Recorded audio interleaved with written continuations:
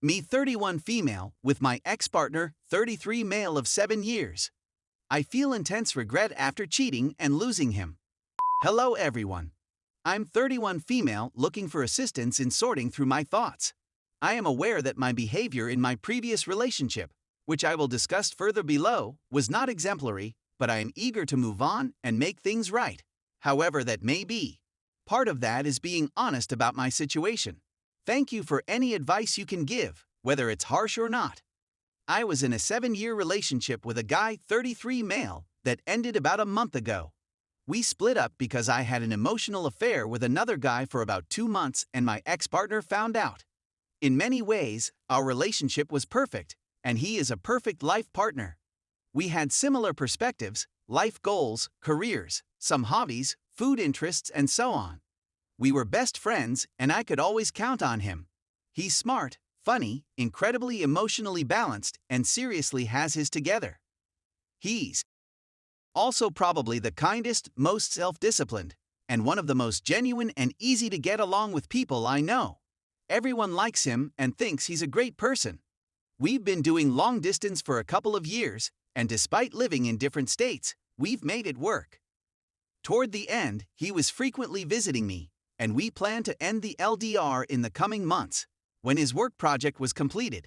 He was pretty stressed with work at the time, and I could see that he was looking a little run down during our daily chats and was becoming a little difficult to talk to. He always said that some days he just didn't have much to say and would be a little silent.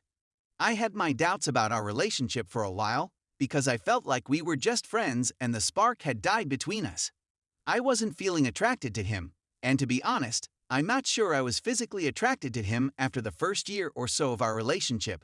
When we lived together, our life wasn't always that frequent, maybe 2-4 times a month at most, and was becoming less enjoyable for me as time passed. He had a much higher drive than me and had brought it up several times, wanting to have more with me / make me fulfilled as well. He is a thoughtful lover, and at the beginning of our relationship, we had some of the best I've ever had, and it was frequent. When he brought up the subject of, I tried to increase my frequency, but always fell back into the same patterns of not being in the mood and basically rejecting him most of the time. The LDR didn't do much to help with this problem. The thing is, my previous LTR ended in a similar manner. However, in that case, my ex had also lost feelings for me, making the breakup much easier. I did sleep with another guy near the end of that relationship, so I know this is a character flaw or coping mechanism that I need to work on. My current ex-partner was very open to trying to improve our life together, but I have to admit that I was terrible at communicating with him and didn't try very hard to improve in general because I guess I just wasn't feeling it anymore and didn't know how to tell him. This communication problem has been an issue for me, I now realize. My parents are terrible communicators with poor relationships, and some of my early relationships and encounters happened when I was very young and were not the best starting points. Anyway, my ex and I are no longer together, and he has stopped communicating with me. I have a lot of regrets about how it all ended and that it ended at all. I was having a stupid emotional affair with a guy I'm still in contact with, who I basically just had a lot of lust for when we met, and who wanted to sleep with me as well, knowing I was in a relationship. While I refused his advances, I enjoyed the attention and just kept talking to him. We are too far apart now for anything to happen. Many of my friends have recently been looking for love as well, and I believe that adventures highlighted to me that I wasn't having as much fun with my ex as I used to. So, when this guy came along and lavished me with attention, I couldn't help but stay in touch. I guess I'm looking for some words of wisdom on how to move on from this, how to deal with my issues, and whether anyone has experienced anything similar. I recognize that what I've done is extremely disrespectful, and I need to address these issues head-on. Also, I'm feeling so much regret that I want to contact him and try again, but I know I should wait to sort out my own issues first, and that doing so would be extremely selfish of me. I can't help but think that while I might find someone I'm more attracted to in the long run, they won't have the same qualities as my ex overall, and I'm starting to see where I went wrong. In some ways, I don't believe I'm deserving of finding someone like him again. He still wanted to work on our relationship before we broke up, but I was so confused with myself and my actions that I couldn't commit to making the necessary changes.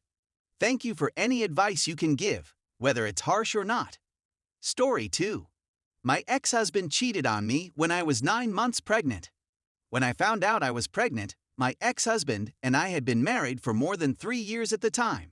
After 2 years of roommate living, which we both enjoyed because 1, it allowed us to save money for a house, and 2, she was my best friend, we decided to move out on our own.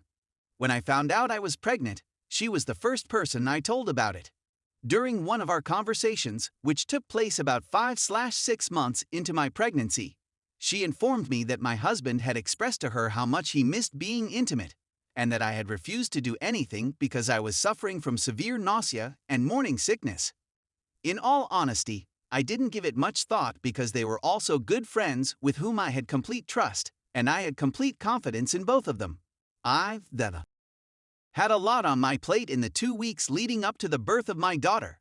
It wasn't unusual for me to be working 40+ hours per week at my job and to have decided to make a wedding cake for a friend, so I didn't expect or notice anything unusual about the situation.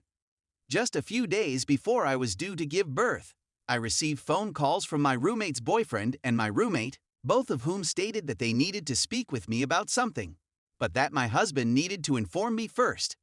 I couldn't stop questioning him, wondering if he was cheating or if my roommate had caught him doing something.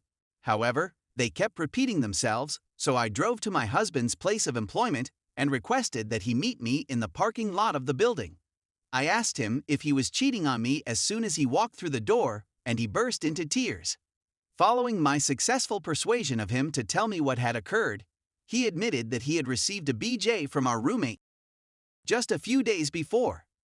The following 2 months, which were supposed to be spent preparing for the birth of my daughter, turned out to be a living nightmare.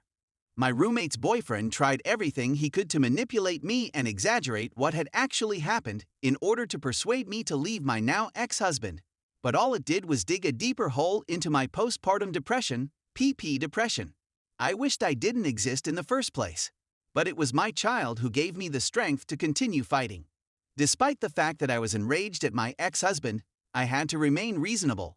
When I was pregnant with my daughter, I put my rage aside and allowed him to be there for her birth, giving her both of our last names and putting his name on her paperwork, among other things. People have told me that I should have taken my baby with me when I fled. But no matter how much he has harmed me, my daughter deserves to have a father figure in her life. To our daughter, he is a wonderful and attentive father, and I made an effort to forgive him for the sake of our daughter. Nonetheless, I was resentful of him beyond the point of forgiveness because I provided him with these experiences when I could have wrongfully taken them away from him, just as he robbed me of being able to joyfully welcome my first child into the world as he did to me. Simply put, I am resentful that the 2 people I cared about the most were responsible for stealing what were supposed to be the happiest times of my life from me.